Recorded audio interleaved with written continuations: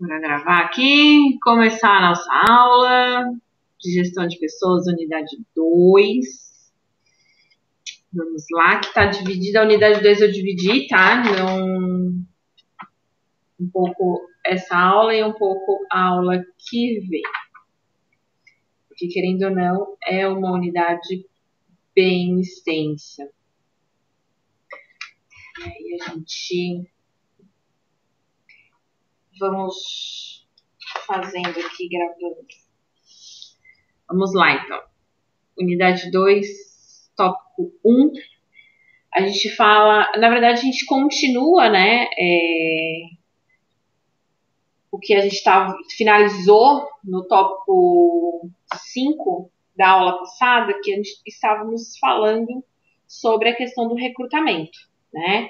Então, nós entendemos que o sistema de provisão, o sistema de agregar as pessoas, ela vem no sentido de recrutar, e depois que eu recruto, eu seleciono. Como eu faço esse recrutamento? O que é o recrutamento? O recrutamento nada mais é do que chamar as pessoas para poder ocupar a vaga da nossa empresa. Então, fazer o recrutamento é chamar, e identificar para o público qual é o que a gente pretende, das habilidades que a gente pretende, quais são os requisitos que a gente pretende que aquela pessoa tenha para preencher essa vaga. Então, quando eu exponho essa vaga, vai vir muitas pessoas procurando essa vaga para poder encaminhar o currículo, fazer parte da seleção. Então, por isso que agora a gente começa a falar dessa segunda etapa da parte de agregar, de prover pessoas, que é a seleção. A seleção, pessoal, então, é quando nada mais de quando a gente começa a observar currículo por currículo. A gente começa a fazer toda uma dinâmica para saber quem é aquela pessoa que vai ocupar o cargo que a gente deseja. Então, aqui eu tirei, né, de um site que eu gosto bastante, que é o Solids. Solids para assunto de gestão de pessoas, essa área para trabalhar com as pessoas dentro da organização, é um site muito bacana, gosto muito dos artigos que eles expõem. Então, depois quem tem interesse, né, de estar conhecendo mais o site também, pode entrar ali no site da Solids e tem muita coisa bacana. Até mesmo o Instagram deles, o Facebook deles, tem muita coisa bacana de imagens pra gente. A maioria das imagens que eu utilizei para os slides dessa disciplina, eu tirei a maioria do site da Solids. Então, aqui ele coloca pra gente 5 dicas para contratar os melhores talentos. 1. Entenda as novas formas de trabalho. 2. Conheça o público-alvo. 3. Use o Employer Brand. O que é o Employer Brand? Eu até coloquei ali, né, no próprio slide a explicação, que é uma tradução mais livre, em uma tradução mais livre, né, que colocando ao pé da letra, né, a gente pode falar que é a marca do empregador. É um conjunto de técnicas e ferramentas para gerar uma percepção positiva do mercado a respeito de sua empresa como local de trabalho. É um cenário cada vez mais competitivo. As empresas estão adotando o Employer Brand como forma de manter os melhores colaboradores, crescer e se tornar destaque entre os concorrentes. Essa é uma estratégia que tem como finalidade reforçar estes pontos positivos de como é trabalhar na organização, para fortalecer a imagem dela e atrair pessoas realmente talentosas para o quadro de funcionários. E também, não só a questão de usar o Employer Brand, mas também a questão de considerar as competências certas e ter um processo seletivo adequado à era digital. Então, a gente começa, né, a compreender que hoje, né, se contratar pessoas, a gente tem que modernizar também o estilo como a gente está contratando os nossos talentos, como nós estamos fazendo essa seleção desses nossos talentos. É importante a gente sempre estar à frente do mercado, ou saber como estão as grandes empresas estão trabalhando essas ferramentas de seleção. Então, quando a gente fala, né, ele coloca ali essa questão de usar o employer brand, que é justamente isso, é a gente mostrar que a nossa vaga é a melhor vaga que tem para ser preenchida. Mostrar que a partir do momento que ele preencher aquela vaga, ele não é só mais um funcionário. Ele faz parte de uma história da empresa. Ele faz parte de toda uma organização. Então, o processo de seleção, o recrutamento é importante? É. E se a gente sabe recrutar, a gente vai saber selecionar pessoas, vai vir pessoas boas na hora da seleção. Então, mas é um cuidado que a gente tem que ter muito grande na hora da seleção, justamente para enxergar esses detalhes e não deixar com que a hora da seleção a gente faça de qualquer maneira.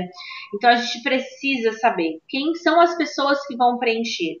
Qual é esse público que vai preencher a minha vaga? Então, como é que eu tenho que lidar com eles? Às vezes eu estou abrindo um processo seletivo para uma vaga que é de menor aprendiz. Ou seja, eu vou estar trabalhando com a galera adolescente.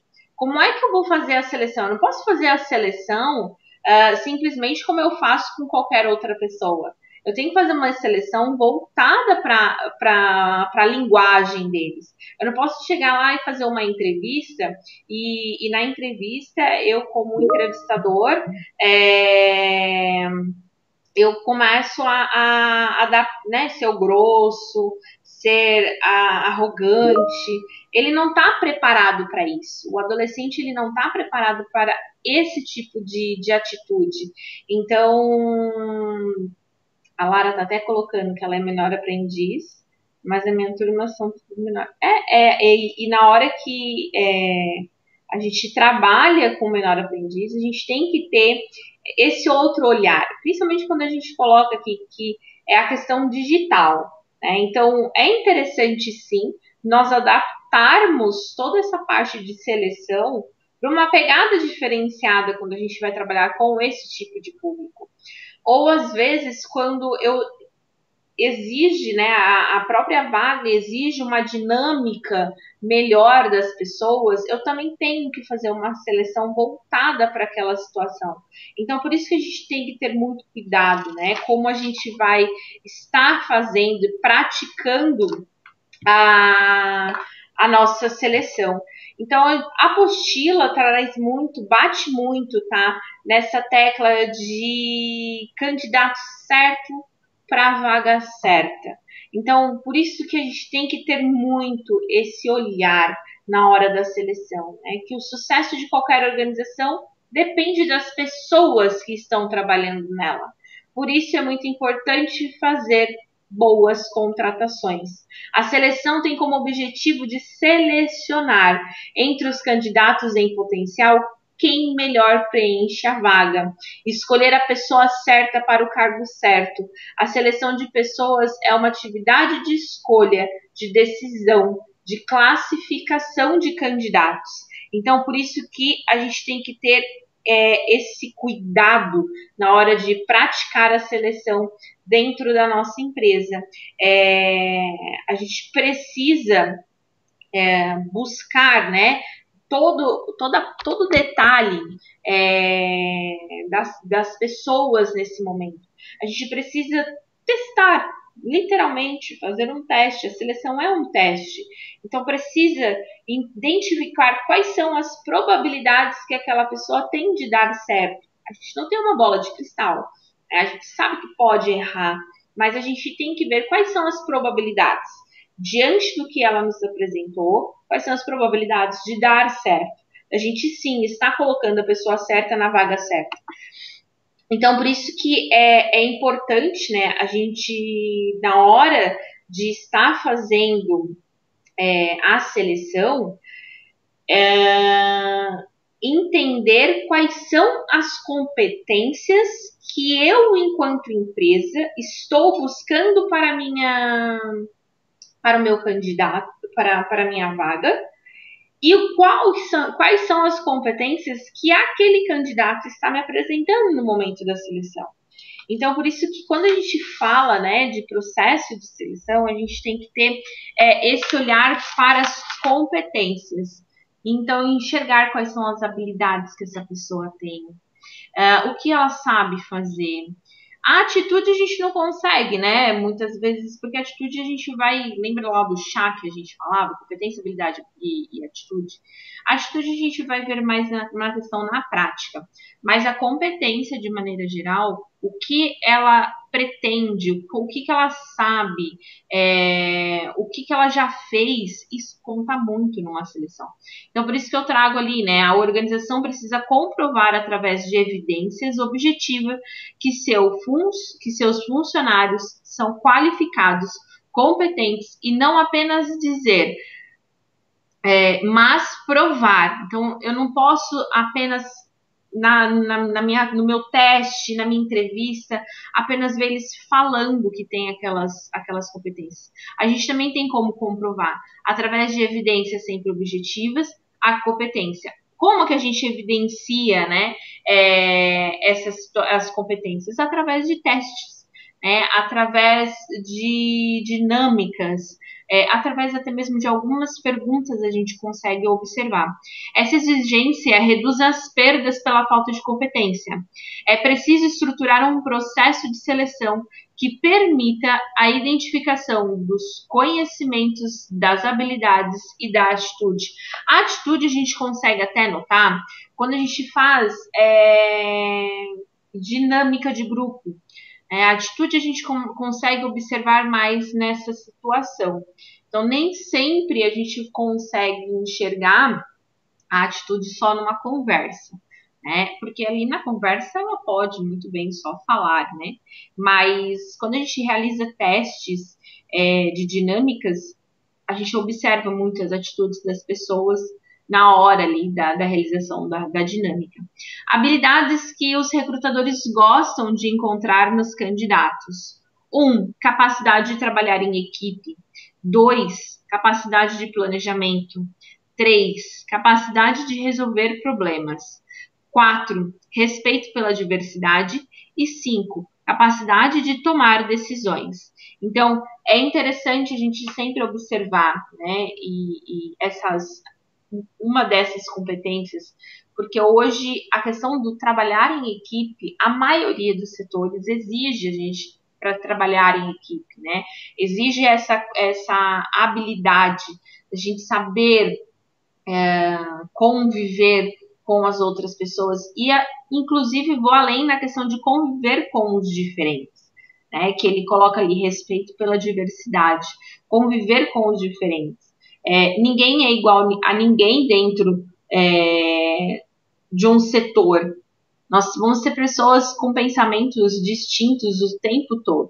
A gente tem que sempre saber trabalhar com esses pensamentos distintos, saber entender e compreender o que cada colaborador pensa, de que a maneira que pensa, e aí dentro disso traçar uma linha daquele ponto de equilíbrio, em que a gente sabe que, aqui a gente encaixa essa minha atitude, eu encaixo com essa, eu encaixo com essa, então a gente consegue achar um equilíbrio.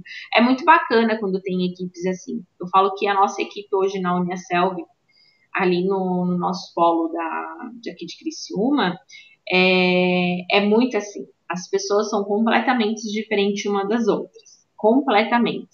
Eu tenho um estilo, a Manu tem outro estilo, o Alessandro tem outro estilo, a Gladys, a Melissa, o William. Nós trabalhamos e, né, a nossa coordenadora também tem um outro estilo completamente diferente de trabalhar, mas quando junta todos nós, a gente sabe o ponto de equilíbrio. E é muito bacana. Somos pessoas completamente diferentes, mas a gente sabe respeitar muito o espaço do outro e saber conversar. E é engraçado que a gente fala que hoje é a melhor equipe que a gente tem no polo trabalhando com a gente, justamente por isso. São pessoas completamente diferentes, mas que se completam, né? Pelo fato de justamente ser um equilíbrio do outro. Então, tem certas situações que a gente até brinca, que a Manu fala assim, poxa, se fosse eu para atender essa situação, eu já iria explodir, né? Eu já seria um pouco mais grossa. Ai, mas ainda bem que foi a Nike que atendeu, que a Nike tomou, ela conseguiu apaziguar de uma maneira mais tranquila. Então, é muito assim, é muito bacana quando a gente consegue entender as diversidades e fazer com que isso se complemente. Então, tem muitas situações, uma das nossas atendentes, ela é muito tímida. Então, mas ela atende muito bem, porque ela é uma pessoa muito educada, é uma pessoa que sabe conversar, mas em alguns pontos, ela, dependendo da situação em que o aluno às vezes está um pouco exaltado, a gente mesmo percebe, né, que... Aí, abrir uma outra página agora. Já tem a segunda, tem o... Só um pouquinho, pessoal, deixa eu dar uma pausa aqui. Vamos lá, vamos voltar então. Então, o que eu tava falando, né, da nossa menina, que ela é bem tímida. E aí, em determinadas situações, que às vezes o aluno chega um pouco exaltado, o slide não tá aparecendo. Para mim, tá na...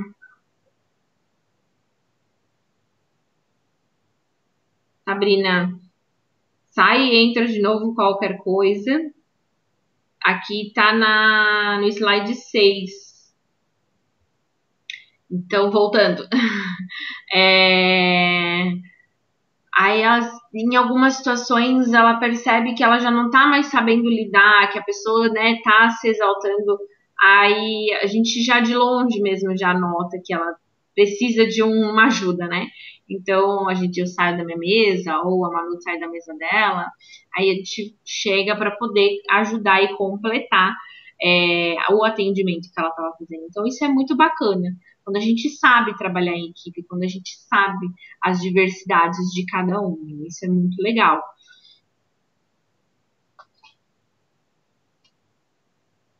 E a apostila também traz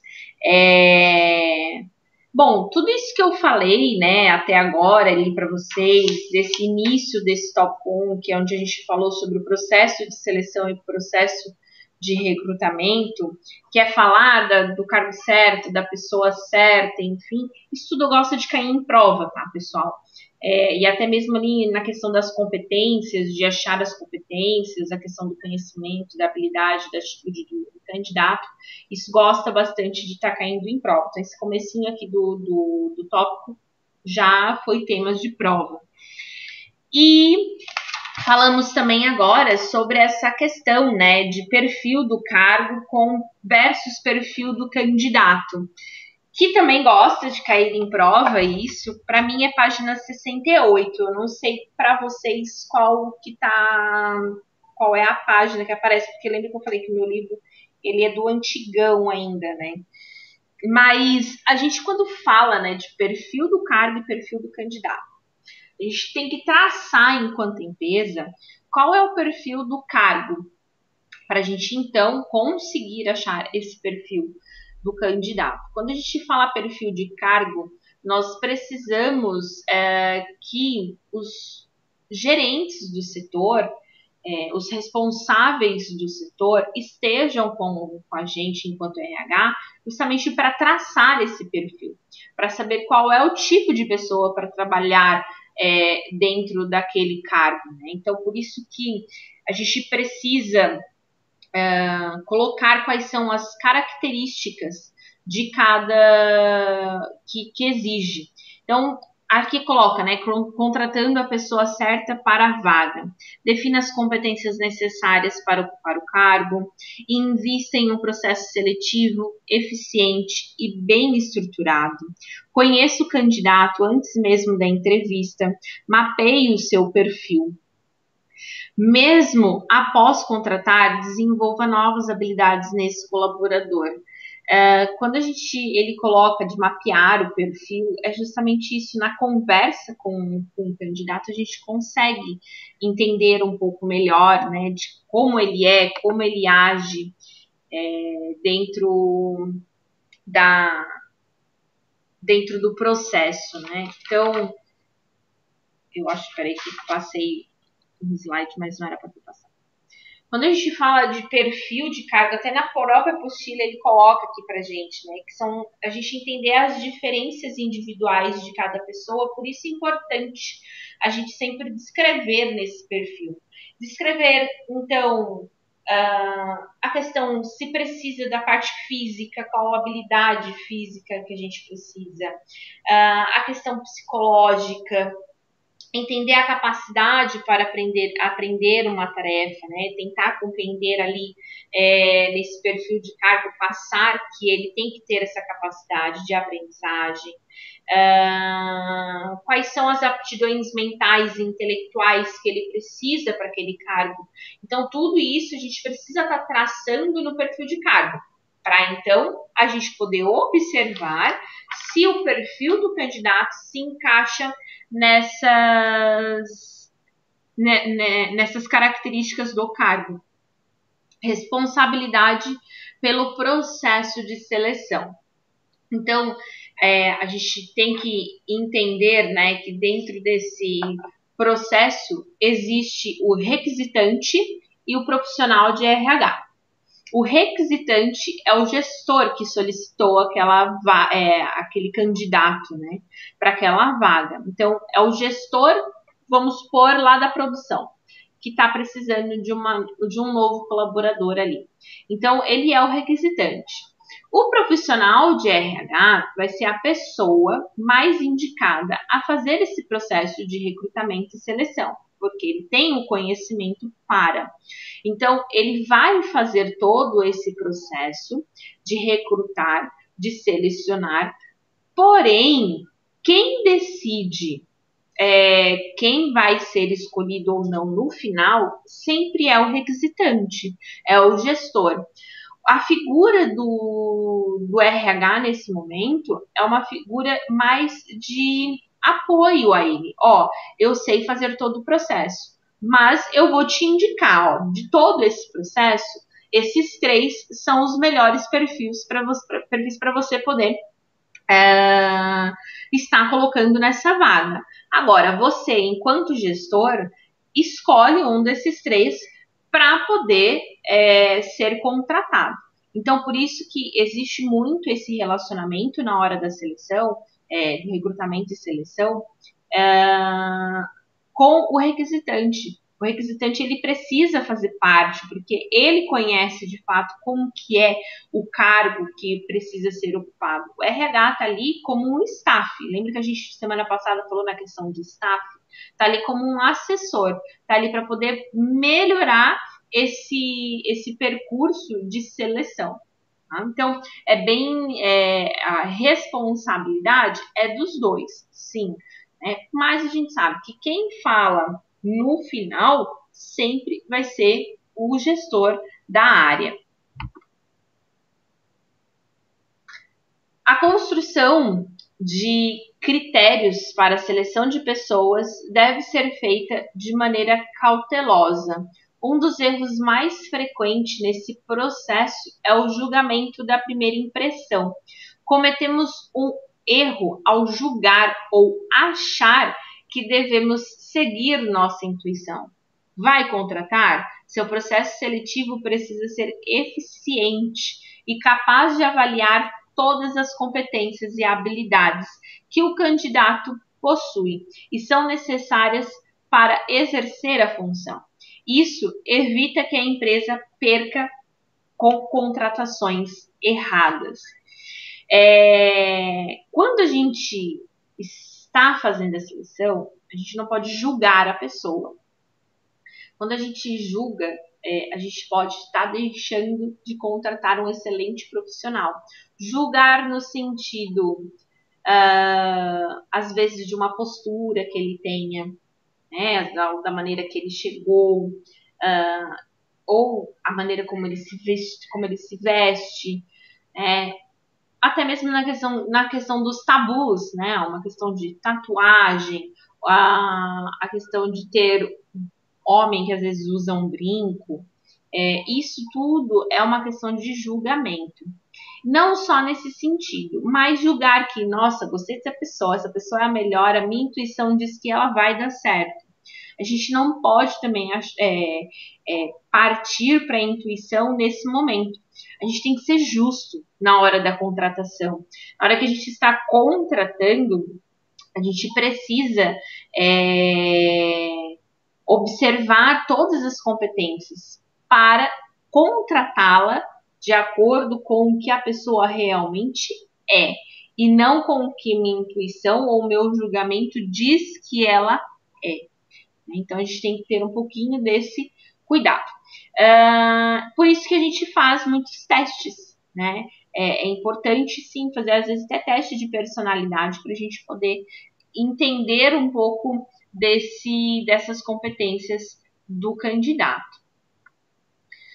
Uma das situações que a gente realiza, né, isso já caiu em prova também, essa parte dos exames admissionais, que está ali no finalzinho do tópico 1, quando a gente então fez a seleção da maneira certa e eu realmente quero contratar aquela pessoa, então eu preciso fazer essa questão do exame admissional, que é um exame exigido pelas normas regulamentadoras, que servem para proteger a organização, uma vez que os resultados dos exames admissionais podem ser comparados com os exames demissionais e comprovar, assim, que a organização não contribuiu com nenhuma doença ocupacional.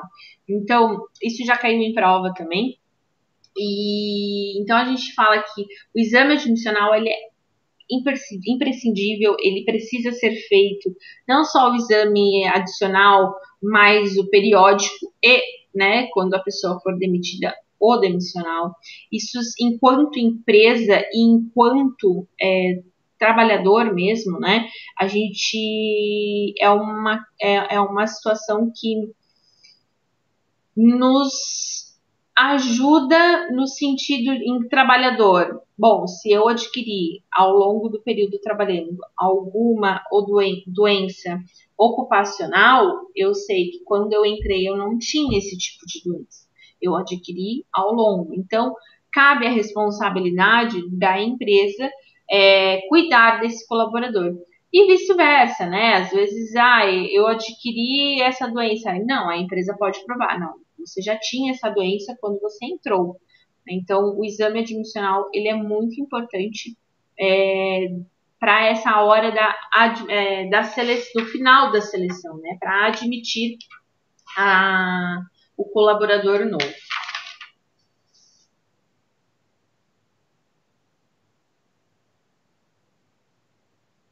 Tópico 2. Técnicas para avaliação de candidatos.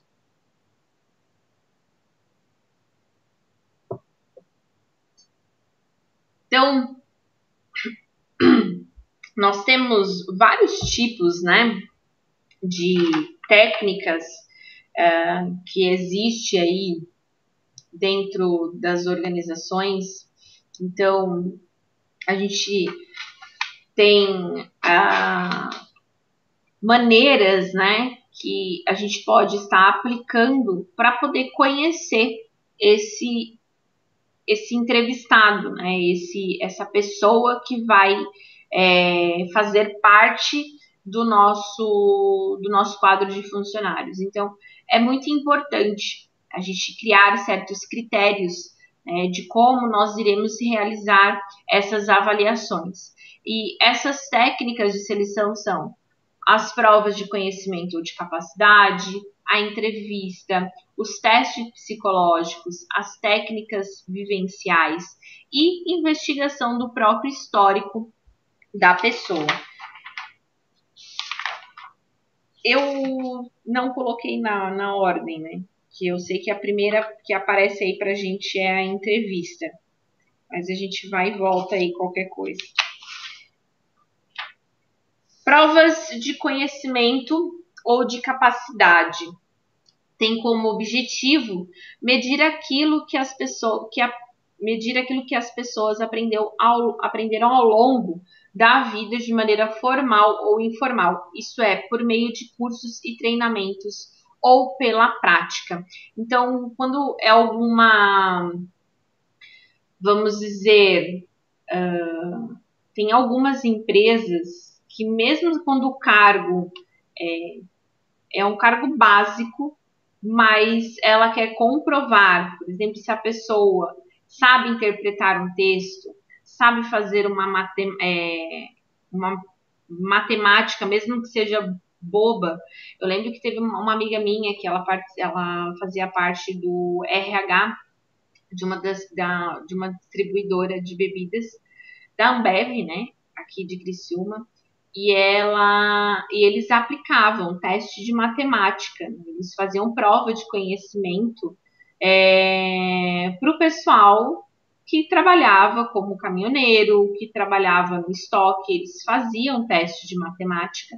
E ela falou assim, são testes bem simples, mas é que a gente precisava fazer esse tipo de teste justamente para poder entender se ele tinha essa capacidade de fazer cálculos básicos para poder trabalhar no estoque e para trabalhar no caminhão, porque querendo ou não, a gente trabalha com entrada e saída de mercadorias. Então a gente precisava saber se ele tinha essa noção matemática na hora de trabalhar, porque ia exigir dele entrou tanto, saiu tanto, quantas mercadorias ficou no meu caminhão. Então, ele precisava ter esse conhecimento. Eles não exigiam o ensino fundamental completo. Exige o ensino fundamental completo, mas não exigia o ensino médio. Mas fazia lá uma conta para saber se realmente ele, por mais que não tinha o ensino completo, se ele sabia, né, ter essa noção. Então, por isso que a gente pratica muitas vezes em algumas situações, em algumas empresas, as provas de conhecimento. As provas de conhecimento, elas podem ser aplicadas de diversa forma, né? Oral, através de uma conversa, né, perguntas e respostas. A parte escrita, que são através de testes, ou então de realização. Que aí, no caso, né, a gente traz a questão do desenho. Por exemplo, se a gente fosse trabalhar no escritório de arquitetura. Então, eu queria saber se a pessoa ela tinha a habilidade de, pelo menos, mexer no AutoCAD. Então, eu poderia falar assim, por favor, faça no AutoCAD um esboço de uma sala de 3x3 que precisa conter isso, isso, isso. Então, ela vai lá, mostra que ela tem a habilidade de mexer no AutoCAD. Então, isso também é uma das maneiras da gente estar aplicando testes de provas de conhecimento ou capacidade. Dentro também, né, dos testes que a gente pode estar realizando, a gente precisa ver quanto à abrangência que esse conhecimento vai atingir, né? Se ele precisa ser de provas gerais, né? Ou se eles precisam ser provas específicas, né? Quando a gente fala de prova geral, ele coloca para a gente que são as provas que avaliam noções de cultura geral ou aspectos genéricos do conhecimento. Por exemplo, provas de conhecimentos gerais, que eu posso colocar lá, ou então pedir para ele fazer uma redação, dar um tema para ele e ele, então, discorrer sobre o que ele tem de conhecimento daquele assunto. Provas específicas são muito usadas para os conhecimentos técnicos, né, específico daquele cargo. Então, a gente pode falar que, por exemplo, na área médica, eu posso fazer, então, uma prova mais específica voltada para ele parte cardiológica, voltada para o coração. Então, saber, né, todas as partes ali, se ele sabe, se ele conhece, então a gente acaba especificando mais com relação ao setor que ele vai estar trabalhando. Quanto à organização,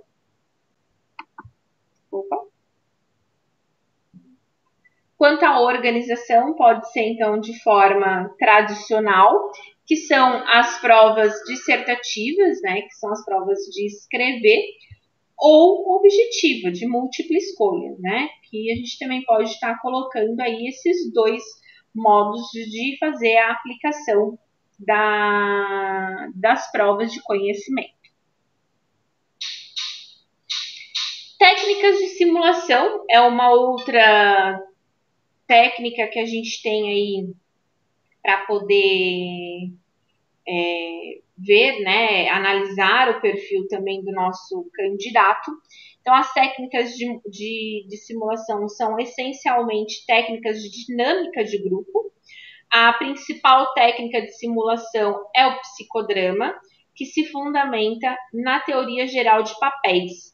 Cada pessoa põe em ação os papéis que lhe são mais característicos sob forma de comportamento, seja isoladamente, seja em interação com outras pessoas. Então, quando a gente faz a técnica do psicodrama, é justamente isso. A gente, vamos fingir que você é o diretor, você é o subordinado, a situação é a seguinte, e ver como é que as pessoas vão se comportar dentro daquele papel que a gente passou para eles, né? Então, a técnica de simulação é muito usada em empresas maiores, né, que tem uma estrutura um pouco diferenciada. As empresas pequenas é difícil a gente ter a dinâmica de grupo. A gente observa isso em empresas que são com um número de funcionários muito maior, né, que tem realmente um setor de RH mais estruturado. Então, é onde a gente consegue, e também que tem um RH com o psicólogo junto, né, que o psicólogo é o que pode fazer a simulação do psicodrama. Então, ele estudou, ele conhece, ele sabe interpretar todas as situações que possa acontecer dentro daquela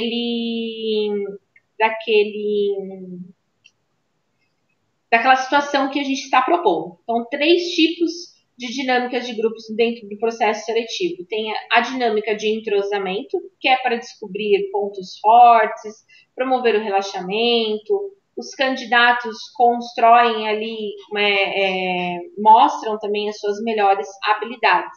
Então, no começo, a gente também pode fazer uma dinâmica mais para se conhecer.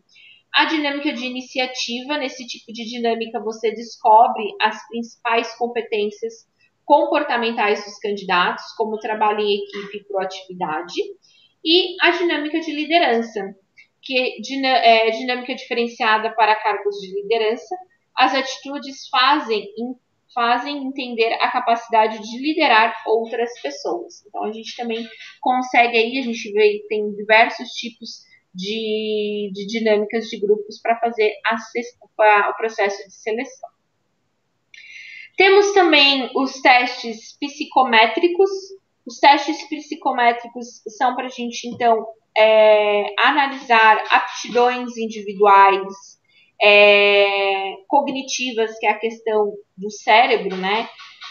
Fator inteligência, atenção, memória, ansiedade. Então, testes psicométricos são instrumentos padronizados por pesquisas científicas.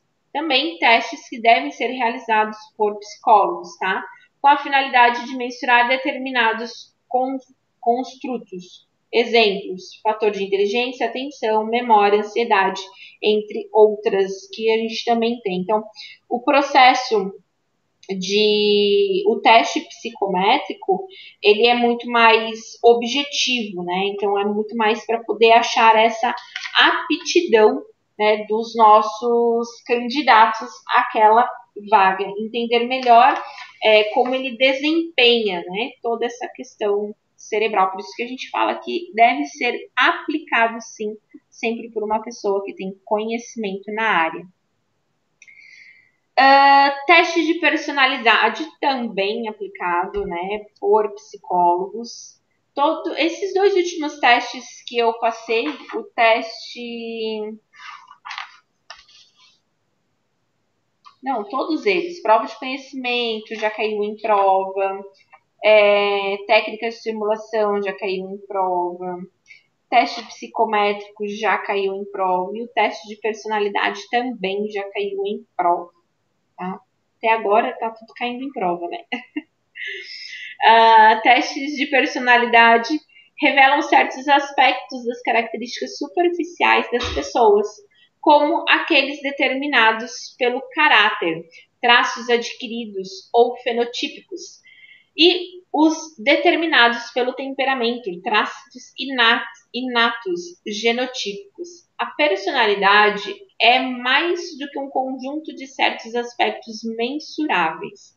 Ela é uma integração, uma mistura, um todo organizado. O termo personalidade representa a integração única de características mensuráveis relacionadas com aspectos permanentes e consistentes de uma pessoa. Essas características são identificadas como traços de personalidade e distinguem a pessoa das demais. Então, a gente consegue, dentro do traço de personalidade, entender, né, como que cada pessoa consegue agir em certas situações. Então, a gente consegue, de fato, compreender se ela tem uma personalidade mais explosiva, uma personalidade mais calma. Então, a gente consegue, dentro dos testes de personalidade, que são diversos modelos, né? Eles conseguem traçar teste de personalidade só fazendo tracinho, por exemplo. Né? Eu lembro uma vez que a gente fez um teste e só ficava lá, né? Fazendo tracinho, e ia fazendo tracinho, até a hora que ela falava, parou. Aí tá. Aí as psicólogas enxergavam, conseguiam entender, né, o que era aquele monte de traço. Não me pergunte. Eu sei que também muitas vezes teste de personalidade no sentido de desenhar a família, isso com criança, adolescente. A gente tem testes de personalidades assim. Desenha sua família. Então, e muitas vezes, ao desenhar a família, a criança já consegue mostrar um pouco da sua personalidade, pelo convívio familiar que ela tem. Porque, querendo ou não, o convívio, né, da mãe, do pai, influencia também um pouco na personalidade, na construção da personalidade daquela criança. Eu não coloquei a entrevista, né? Acabei esquecendo de colocar a parte da entrevista. Eu esqueci. Mas a entrevista, a gente, é uma técnica que é muito usada, né? Dentro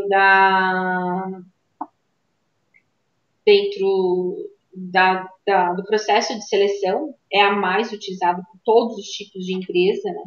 Então, a gente faz uma fase única e muito, como eu disse, usadas principalmente nas pequenas empresas.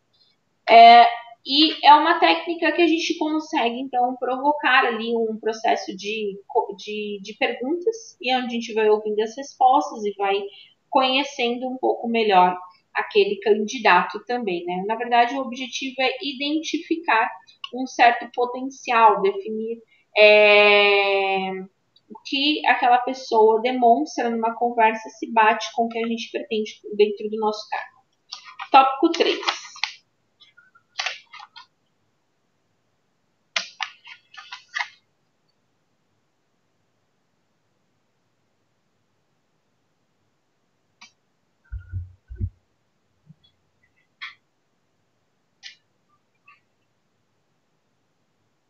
Tópico 3, a gente vai falar sobre adaptação e desenvolvimento das pessoas.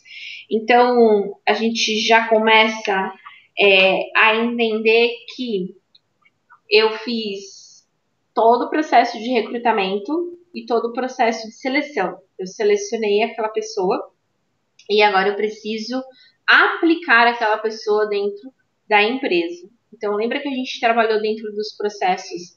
O segundo processo que a gente estava trabalhando na unidade 1 era o processo de aplicar. Então, é justamente isso que a gente vai fazer agora. Como é que nós vamos fazer a parte da integração, da socialização desse funcionário dentro da empresa quando ele entra nessa empresa? Então, é indispensável as organizações promoverem a socialização de seus novos membros e integrá-los adequadamente em seu trabalho. A socialização visa criar um ambiente imediato de trabalho favorável e receptivo durante a fase inicial do emprego. Então, a gente precisa, né, fazer essa questão da adaptação dele. E como é que a gente pode fazer, né? Quais são os métodos que a gente tem? O primeiro método que aparece para a gente já é logo no processo de seleção.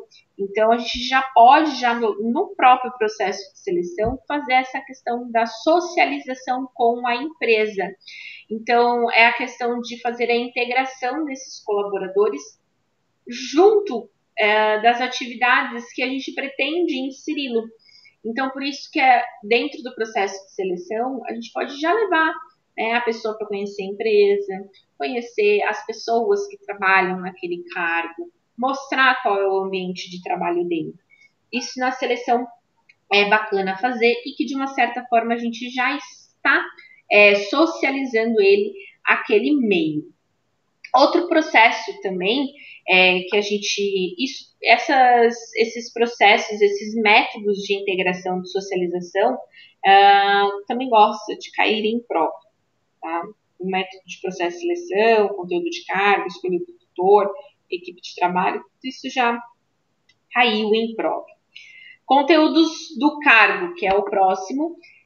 Uma das principais atividades em que o gestor precisa estar atento é quanto ao aspecto das tarefas que o novo colaborador irá desempenhar durante o seu dia a dia do trabalho.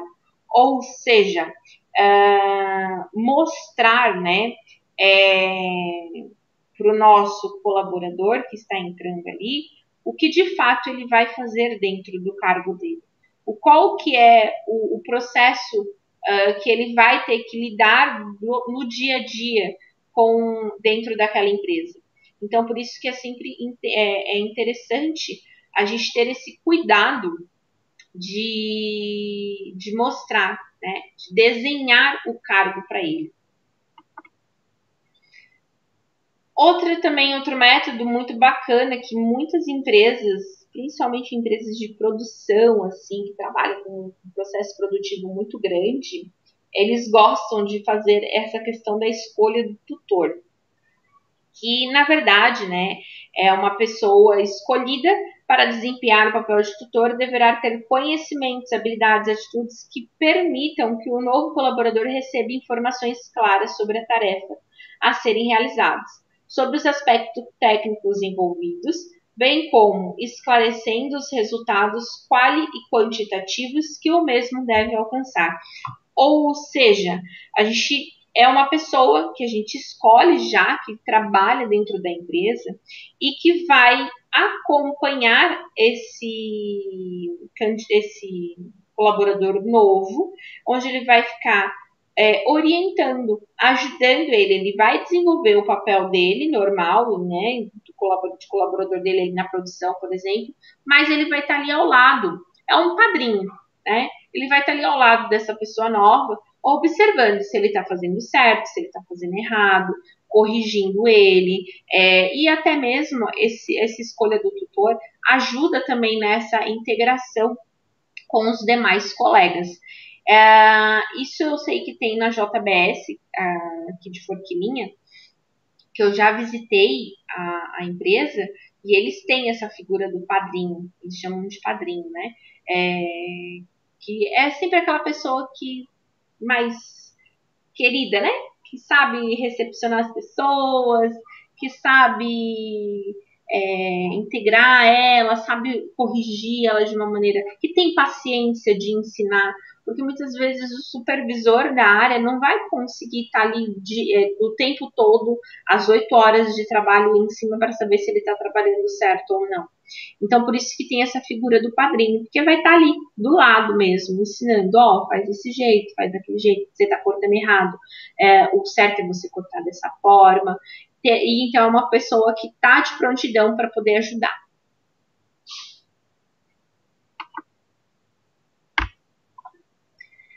Equipe de trabalho.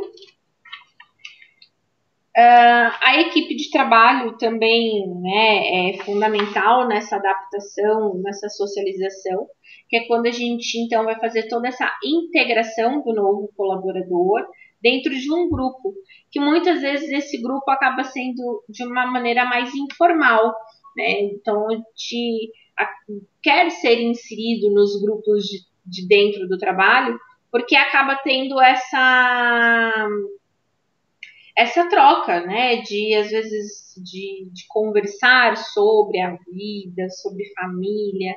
Então a equipe de trabalho é fundamental nessa parte de integração, justamente para saber receber essa pessoa nova dentro do grupo. Programa de integração é um método, então, que é também muito utilizado na adaptação do novo colaborador na empresa. Deixa eu ver o que o Edson escreveu.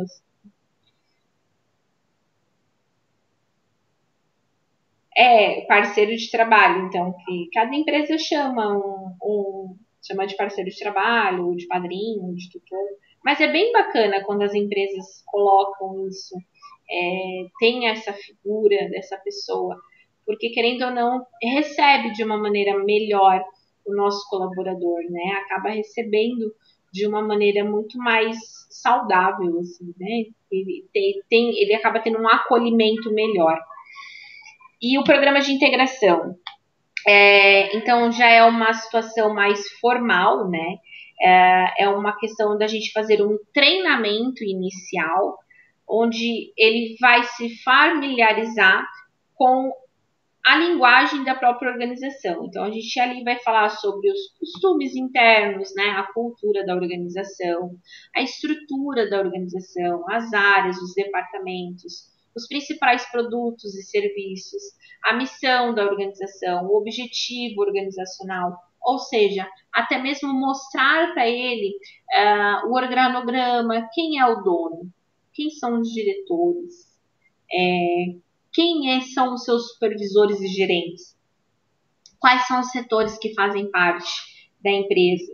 Então, isso é muito legal. No programa de integração, a gente fazer sempre de uma forma mais formalizada. Então, a gente acaba mostrando muito essa parte de programas de benefícios, de apresentação,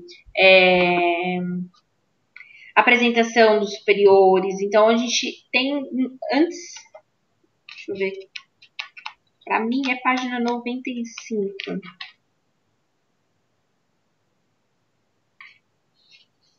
Que é um quadro que tem escrito assim, principais itens de um programa de integração e socialização. Quem tiver com o livro aí, é ainda dentro da parte do programa de integração, mas é um quadro, é a figura 5. Que está lá, assuntos organizacionais, para mim é página 95. Eu só quero que vocês confirmem aí para mim no chat. Página 93. 93, fechou. Então, para vocês, página 93. Esse quadrinho, ele é bem bacana e já caiu algumas situações também em prova desse quadrinho, que ele mostra justamente como fazer esse programa de integração. Então, mostrar os assuntos organizacionais. O que é mostrar os assuntos organizacionais? É a estrutura da organização, o que é a organização, onde ela atua, de que maneira ela atua.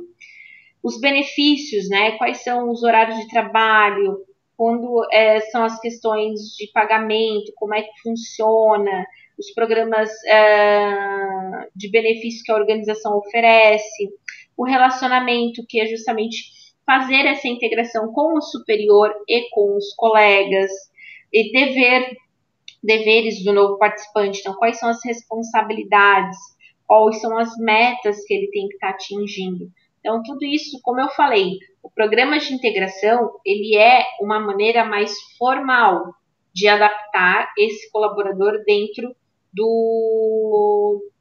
da empresa, diferente da equipe de trabalho, que a gente já considera uma adaptação informal. Então, por isso que, em questão de formalidade, a equipe de trabalho é mais despojada. Aqui, vamos dizer assim, né? É quando chega aquele colaborador novo no setor e ele já, né, já foi apresentado para todo mundo, e daqui a pouco chega aquele, faz o grupo lá e fala assim, olha, deixa eu te falar um negócio aqui, tá? O nosso chefe, ele é essa pessoa querida e tal, mas não pisa no calo do cara, não, cara. Deixa assim, ó, cuidado com o que você vai falar. Ele é muito rígido, ele é bem parceiro, mas tem que, o que ele pedir a gente tem que fazer na hora, sabe? Isso é a equipe formal, informal, que é a equipe de trabalho. Já no programa de integração, não. Tu não vai chegar pro cara e vai falar que o chefe é dessa forma, né? Ele vai explicar, vai falar quem que é, quem não é e tal. Então, a gente também faz um pouco dessa diferenciação entre os dois. Tópico 4.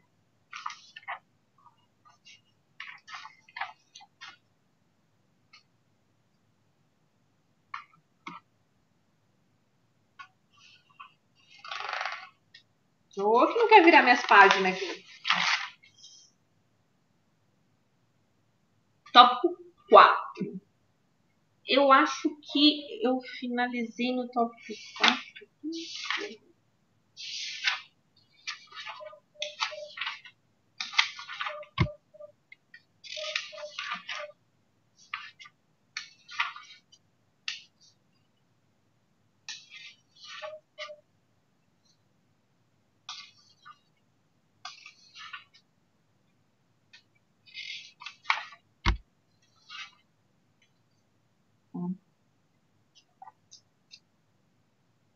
Tópico 4 fala sobre treinamento e desenvolvimento de pessoas.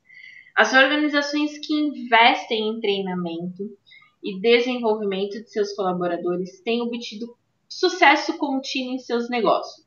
O gestor deve ter presente que o treinamento não é um custo, mas sim um investimento de altíssimo retorno. Eu adoro essa parte que tem na apostila, porque tem muitas empresas que não enxergam o treinamento como algo importante dentro da empresa. Eles muitas vezes observam o treinamento como gasto, né? Como um custo, como algo que, ai meu Deus, mais um treinamento? Ai, para que fazer treinamento? E não, sempre é interessante a gente fazer treinamento em diversas situações. Em situações de aprendizagem, a questão de desenvolvimento, às vezes numa questão de transmitir informações novas da empresa. Existem diversas maneiras de se fazer treinamento. Não é só perder lá o tempo, mas a gente tem diversas formas. Então, para a gente poder fazer o treinamento, a gente precisa também identificar qual é a necessidade da minha empresa. O que a minha empresa está precisando naquele momento para eu poder, então, elaborar o melhor treinamento para aquela necessidade. Comprei uma máquina nova. Então é uma máquina que é importada, é totalmente diferente. A gente precisa fazer o quê? Um treinamento de habilidade para aquela máquina nova. Então, a gente precisa, então, saber o que treinar. Mudou o mercado está mudando e a gente não pode mais trabalhar com aquela matéria-prima. Só vai trabalhar com a outra matéria-prima. Isso vai influenciar no dia a dia? Vai, porque para trabalhar com aquela matéria-prima, a gente vai precisar manusear ela de uma forma diferenciada. Então, vamos fazer treinamento. Então, para tudo, para diversas situações, a gente também tem como fazer esse treinamento de atendimento, se às vezes o atendimento não está muito bom, se esse relacionamento entre as pessoas não está bom. Então, existem aí pra gente dentro, né, do treinamento e desenvolvimento de pessoas, a gente deve primeiro conhecer alguns conceitos. Então, por isso que a apostila traz para a gente aí 4 conceitos, para a gente entender o que é. A aprendizagem é a capacidade do indivíduo em fixar novos conhecimentos, habilidades e atitudes que lhe permitam desenvolver um trabalho de uma nova maneira e comportar-se diferentemente frente a situações críticas. Então, a aprendizagem está ligado à novidade. O que é novo, eu vou então fazer uma aprendizagem com eles. A gente vai aprender sobre alguma coisa nova. O treinamento, o conceito de treinamento é o desenvolvimento sistemático do padrão do conhecimento, habilidade e atitude necessário para que o indivíduo desempenhe de forma adequada uma determinada tarefa ou serviço. Então, para que ele obtenha o aprendizado, ele precisa ser treinado. A gente precisa, então, desenvolver de forma sistêmica esse padrão que a empresa vai determinar para ele aprender. O desenvolvimento é o conjunto de procedimentos sistemáticos de que se vale uma organização para promover a educação permanentemente de seus membros, de modo a aumentar a eficiência e a eficácia do seu desempenho profissional, contribuindo para a melhoria dos resultados empresariais. Ou seja, a gente precisa aprender. Então, nós vamos fazer um treinamento. Fizemos um treinamento, ele aprendeu, então ele tem conhecimento. Que esse conhecimento, então, gere um desenvolvimento, algo prolongado, né? Algo que é de longo tempo. Então, diante disso, ele vai ter um desenvolvimento melhor. Então, ele precisava aprender, a gente treinou, ele aprendeu. Ele está sabendo colocar isso em prática? Ele está desenvolvendo de uma forma melhor? Porque o treinamento só é válido a partir do momento que ele conseguiu de fato mudar a prática dele no dia a dia. Ou seja, ele está sendo mais eficiente, ele está sendo mais eficaz naquele momento. Educação é o processo de extrair, fazer, arrancar. Em outros termos, significa a necessidade de trazer de dentro para fora do ser humano as suas potencialidades interiores. Ou seja, a educação é aquela questão da herança cultural. É o que quando a gente coloca, né, a questão de dentro para fora enquanto ser humano. É como a gente se comporta dentro daquela situação. Então, é a educação. Treinamento é considerado um meio para desenvolver competências. Então, a gente realiza treinamento para fazer todo esse desenvolvimento de competências, trazer novas competências, novas habilidades para aquela pessoa. Aí, a gente tem as mudanças que vão trazer diante do treinamento. Eu gosto muito dessa parte onde eu gosto de fazer uns desenhinhos, né? Eu vou ver se eu consigo fazer esse desenho no Paint, vou me arriscar.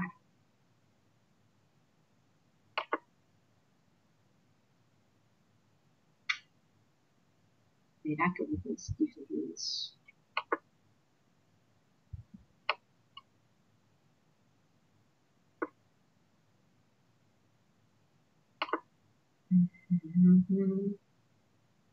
Deixa eu parar de compartilhar aqui.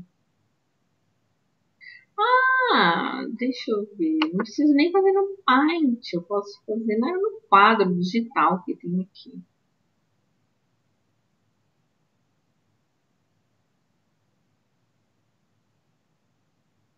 Peraí que tá carregando.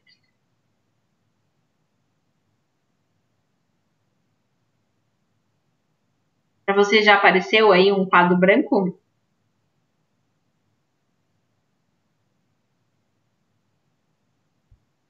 Um quadro que a gente pode escrever. Deixa eu... Ó, a professora vai agora ver se consegue fazer as habilidades dela. Vamos lá. O difícil é... Esse é o João, gente. Ai, que lindo. João, que lindo você. O João.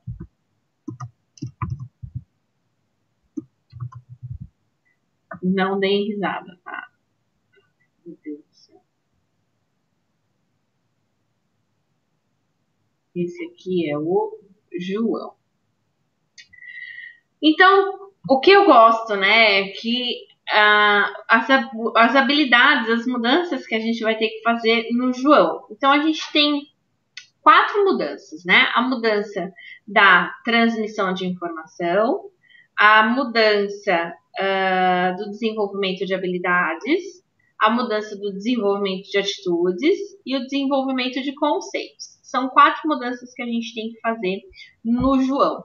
Então, a primeira que eu vou trazer aqui para vocês é o João em relação à transmissão de informação. Então, a gente tem aqui a empresa. Nossa, que linda essa empresa. Vamos melhorar um pouquinho.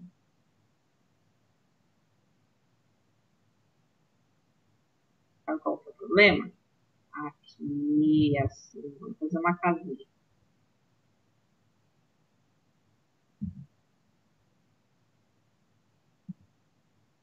Em toda empresa, é uma indústria, né? Então, indústria tem que ter chaminé. Tem que ter pelo menos algumas janelas, né? Linda essa minha empresa. A porta de entrada e a porta lateral, que é um galpão, né? Vamos desenhar uma fumacinha aqui.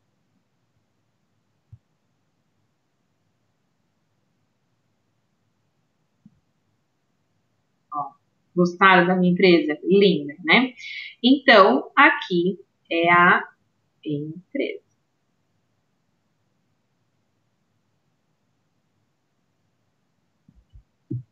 Empresa. A empresa do que o João trabalha. A empresa que o João trabalha, o que ela tem esse relacionamento com a empresa? Quando a gente fala transmissão de informação, é o João com a empresa, ou seja, a empresa precisa aumentar o conhecimento do João. Como? Trazendo informações de alguma mudança da organização, trazendo mudou, vai ter lançamento de produtos. Então, eu preciso informar o João dos produtos novos que a empresa está fazendo. Então, a gente tem que fazer essa parte de informação. Então, quando a gente tem lá a empresa e o João, nós fazemos uma transmissão de informação. Então, tudo o que eu trago para aumentar conhecimento do Joãozinho em relação à empresa, que fique bem claro, esse relacionamento João-empresa é informação. Então, por isso que a gente está transmitindo informação. Regras, regulamentos novos, clientes novos que nós estamos trazendo para dentro da minha empresa. Tudo isso, então, é transmissão de informação. E aí, dentro dessa empresa, existem também máquinas, né? As máquinas que o João vai estar operando. Os botõezinhos aqui, vamos fazer os botõezinhos da máquina. Aí a máquina tem uma telinha assim, tem a esteira, porque toda máquina de produção que se preze tem que ter uma esteira, né? Que vai ter as caixinhas em cima. As caixas não, né? Umas bolas. Então, isso aqui eu sempre boto a legenda embaixo, né? Porque a professora é muito boa no desenho. Então, a gente coloca aqui a máquina. Então, esse relacionamento de desenvolvimento de atitude é o João com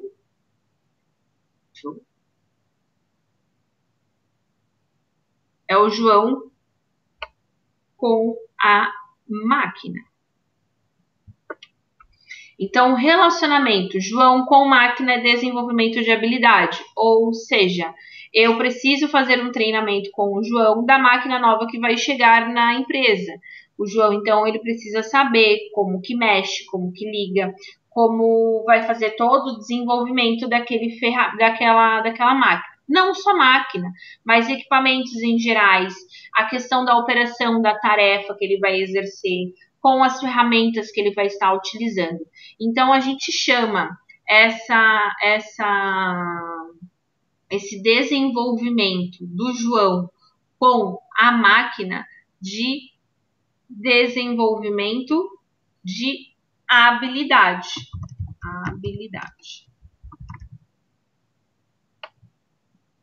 Opa.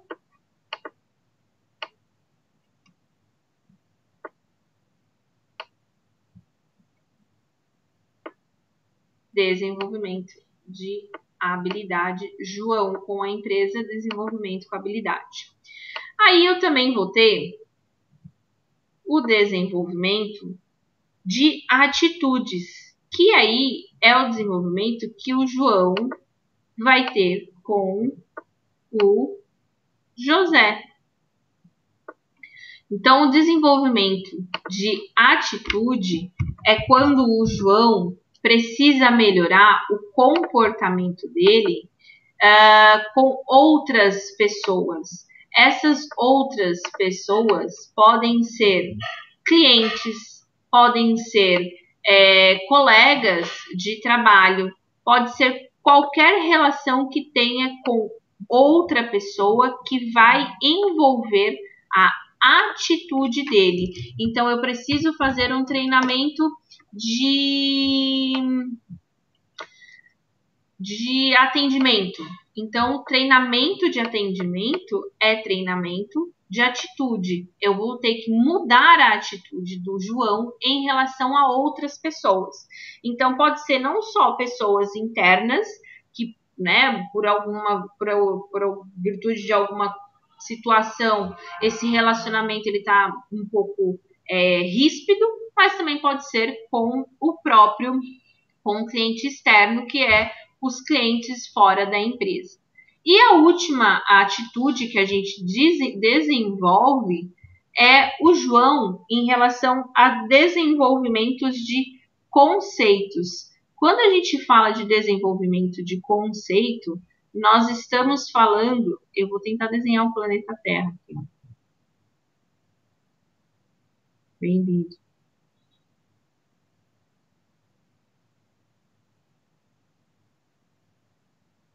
Pronto, planeta Terra. Vou até escrever isso daqui.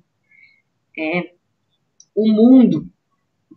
Eu vou falar que é mundo. Tem alguém querendo desenhar aí no meu desenho também, né? Já vi que teve alguém que já veio querer botar o pé dele no meu desenho.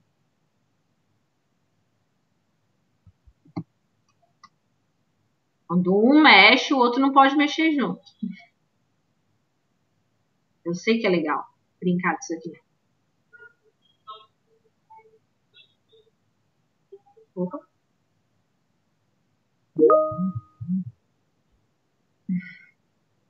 Faz parte, não te estressa por causa disso.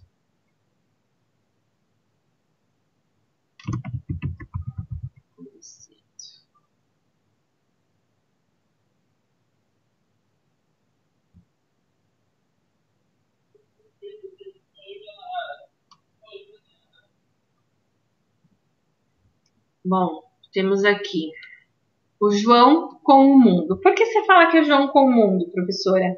Porque a gente precisa trazer termos globais. Exemplo. O João trabalha no RH, tá? E ele trabalhando no RH, as leis trabalhistas mudaram. No Brasil mudou, todas as leis mudaram. Então, a gente sabe que teve um período aí que teve uma mudança muito grande. Então, o que eu preciso fazer? Eu preciso fazer com que o João saia de dentro da empresa e vai obter conhecimentos mais amplos, conhecimentos globais. Então, por isso que eu falo para o João, vai lá para fora e aprenda o que está acontecendo no resto do mundo e traga aqui para gente. Muitas vezes também isso acontece quando são empresas multinacionais, por exemplo, que a gente traz, que pede para o João ir para a Europa para poder buscar tendências novas de mercado. Então, o que a gente está fazendo? Um desenvolvimento de conceito. Ó, João, a gente vai começar a trabalhar com o pessoal da China, tá? Então, vou te mandar para passar um tempo lá na China para você conhecer a cultura deles, conhecer como é que eles trabalham e trazer tudo isso para a gente aqui dentro da empresa, para então a gente conseguir desenvolver melhor esses tipos de conceito que tem lá fora. Então, por isso que eu falo que o João, com relação ao mundo, a gente trabalha essa parte de conceito. E aí, por isso que eu gosto, sempre faço esse desenho aí no quadro. Não sei se tem como diminuir isso aqui, mas... Não. Ó, dá para... vou salvar o meu João aqui, vou mandar para vocês, nunca mais esquecerem o João. Já fiz o download. Depois eu vou mandar aí para vocês. Então, repetindo, né? Quais são as mudanças que a gente consegue através do conhecimento? A gente sempre lembra. Sempre fiz esse desenho. Primeiro porque as provas eram em sala de aula e muitas vezes não tinha consulta. Então, né? Precisava buscar essas ferramentas. Então, as mudanças que a gente vai fazer no João. O João precisa, então, a empresa precisa trazer informações novas, regulamentos novos. Então, é um treinamento que vai provocar informação, mudança de informação. Então, é transmissão de informação. É o João com a empresa, os regulamentos da empresa, serviços, produtos, políticas, diretrizes. Vamos trazer novas máquinas, novos equipamentos, novas ferramentas, novas maneiras para trabalhar o processo produtivo da empresa. Então, é o João desenvolvendo a sua habilidade com a máquina, com a ferramenta. O relacionamento interpessoal das pessoas não está muito legal na empresa. O João e o José andam não se batendo muito bem, não tá legal a comunicação deles. Então, o João e o José, a gente precisa fazer um treinamento onde venha mudanças de atitude. Não somente com a questão do José ser um funcionário, mas também pode ser um cliente externo da empresa. E aí, a gente tem a questão do João ter que buscar algo diferente no mundo, algo que é mais global, algo que é amplo, está acontecendo no nosso país ou está acontecendo no mundo de maneira geral, então eu preciso trazer novos conceitos. Então, por isso que eu falo que é um desenvolvimento de conceito. Fechou? Então, esse aí é o nosso desenho aí do João. Vou até passar o desenho para vocês salvarem.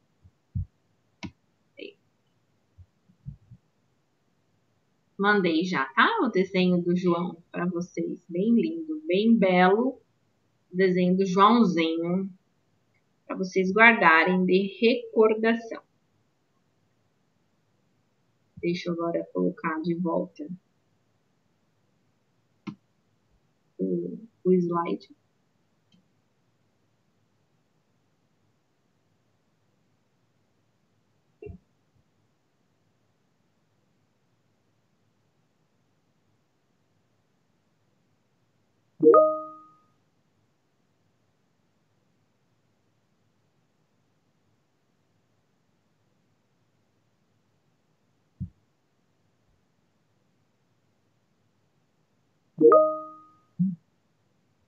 Aí que já tá.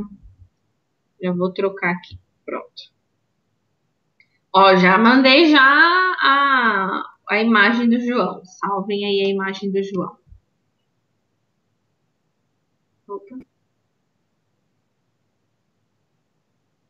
Aqui. Tô no slide 28, tá? Que é o que a gente acabou de falar do Joãozinho com relação à transmissão de informação, desenvolvimento de habilidade, desenvolvimento de atitudes e desenvolvimento de conceitos. Slide 29. O slide 29 vai falar sobre o processo de treinamento. Então, como eu falei, a gente precisa entender como se dá esse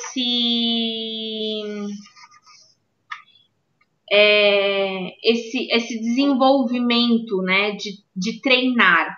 A gente não tem que só simplesmente, eu vou treinar as pessoas da empresa e deu, né? Não, a gente tem sempre que fazer o desenvolvimento, entender como que é o processo de treinamento. Opa, puxa. Então, primeiro, a gente precisa identificar a necessidade. A gente precisa identificar o que a minha empresa precisa para ser treinado. Então, o que ela precisa mudar? O Joãozinho precisa, o que a gente precisa mudar no João? O que o João está fazendo de errado que a gente precisa melhorar? Ou qual foi a mudança que está ocorrendo no mercado que a gente precisa mudar alguma situação do João? Então, por isso que a gente identifica necessidade. Então, identificar a necessidade é fazer um diagnóstico, é fazer um levantamento do que está precisando, do que precisa provocar e instigar no João nessa mudança. Então, a gente precisa identificar, sim, essas necessidades para a gente fazer um treinamento que venha satisfazer essas necessidades. Depois a gente tem o processo de projeto, né? Então, a gente precisa elaborar um projeto, né? Um planejamento. A gente precisa fazer esse planejamento do treinamento. Então, como é que nós vamos adaptar essa necessidade? Como é que nós vamos fazer esse treinamento? Como é que a gente vai fazer passo a passo desse treinamento para que ele venha a dar certo? Então, por isso que eu preciso, né, fazer essa elaboração desse programa. Então, eu vou montar esse programa. Como é que vai, quais vão ser as etapas que nós vamos fazer para os nossos funcionários? Então, lá na necessidade, eu tenho que identificar, é uma necessidade organizacional, é uma necessidade de recursos humanos, é uma necessidade de estrutura, é uma necessidade do quê? Então, então foi uma necessidade de novas máquinas. Então, vamos elaborar esse programa. Qual vai ser as etapas? Quais vão ser os recursos didáticos que nós vamos precisar utilizar? Vamos fazer apostila? Vai ter que ter apresentação em PowerPoint? Eu vou precisar tirar esses funcionários da hora de serviço deles por quanto tempo? Eu posso fazer esse treinamento a cada 3 pessoas para eu não tirar todo mundo do setor? Eu vou precisar treinar apenas os gestores para depois treinar os colaboradores da operação? Então, dentro desse planejamento, a gente vai então entender tudo o que está acontecendo. E depois fazer a implementação, né? A gente então vai fazer a execução. Então, quando a gente faz essa implementação, depois desse treinamento já estar estruturado, a gente vai então começar. Tá, então qual vai ser o horário que a gente vai fazer? Qual vai ser a necessidade de equipamentos que eu vou ter que colocar naquela sala e vamos colocar em prática. Então, a gente começa a trazer, de fato, todo aquele projeto para a prática. E quando a gente coloca em prática, a gente precisa estar fazendo a avaliação desses resultados. Eu preciso estar avaliando constantemente o final de cada treinamento, se aquele treinamento foi válido, ter aquele feedback e não só a avaliação do momento, mas a longo prazo também. Então, eu saber se a longo prazo essas pessoas entenderam o que eu quis passar com o treinamento, se elas estão mudando de fato. Então, saber aqui se o treinamento que eu fiz teve essas mudanças que eu queria que tivesse acontecido. Uma mudança de atitude, uma mudança de habilidade, ou uma mudança de conceito, uma mudança de informação. As pessoas estão compreendendo o que esse treinamento tinha como finalidade? Então, por isso que todas as etapas, elas precisam também ser monitoradas. Desde lá da primeira etapa até a última etapa, é importante a gente sempre monitorar. E aí na apostila traz essa parte, essa dica importante sobre o treinamento, que eu gosto bastante, que é: o treinamento é investimento, mas pode ser despesa se o diagnóstico não for bem feito. Então, eu preciso identificar as necessidades realmente da minha empresa. Mas a minha necessidade é uma necessidade de atitude, e você percebe que não é, as pessoas estão se comportando, mas eu quero fazer um treinamento para melhorar a atitude deles. Desnecessário, dinheiro jogado fora. Então, por isso que a gente tem que ter cuidado. Sempre avalie o retorno das ações de treinamento implementadas. Feedback é fundamental. Separe os problemas organizacionais dos humanos. Então, às vezes, o meu problema está com uma pessoa, não está em relação à organização. Então, eu não preciso fazer um treinamento por causa disso, se o problema é eu com uma pessoa específica. Ações educativas podem ser corretivas ou preventivas. A gente pode também fazer treinamentos para prevenir algum erro que possa acontecer no futuro. Os indicadores que tiverem à disposição, o feedback, retorno sobre os resultados do treinamento deve ser constante. Treinamento só é eficaz quando gera acréscimos de conhecimento, novas habilidades e mudanças de atitudes. Não faça do treinamento a solução para todos os seus problemas. Então, não é porque eu estou com um determinado problema que eu vou ter que fazer treinamento para tudo. A gente precisa realmente enxergar qual é o grande problema da empresa. Então, sempre é o que eu costumo falar. Treinamento é bom, muito, quando bem feito, bem elaborado, para atingir a necessidade certa. Professora, desse tópico, o que costuma cair mais? O Joãozinho. O João adora cair nas provas. Por isso que eu faço o desenho do João. O João adora aquela parte ali das mudanças, as mudanças que acontecem com o treinamento, isso gosta muito de cair em prova. Então, o João é aí o parceirinho de vocês que vai aparecer muito nas provas. Tópico 5. O tópico 5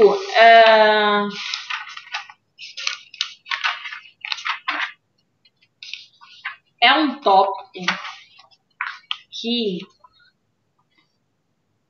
caiu muito pouco em prova. De todas as provas que eu já apliquei, ele é o que menos caiu. Assim. Nunca caiu. Em aplicação de prova presencial nos polos, tópico 5 nunca caiu. Mas não é por isso que eu não vou falar dele. Então, mas por isso que eu também só tenho um slide aí, que é bem um resumo, que eu trouxe, literalmente, eu trouxe a parte do resumo ali do tópico, onde a gente coloca assim: neste tópico você teve a oportunidade de observar na prática o esboço de um modelo de treinamento e desenvolvimento. No que se refere à integração e à socialização, você viu que Todo programa de treinamento deve ter seus objetivos e estruturas bem definidos, bem como a pessoa responsável pelo referido programa. O estabelecimento dos tipos de conteúdos varia de empresa para empresa, pois depende das características de cada uma delas.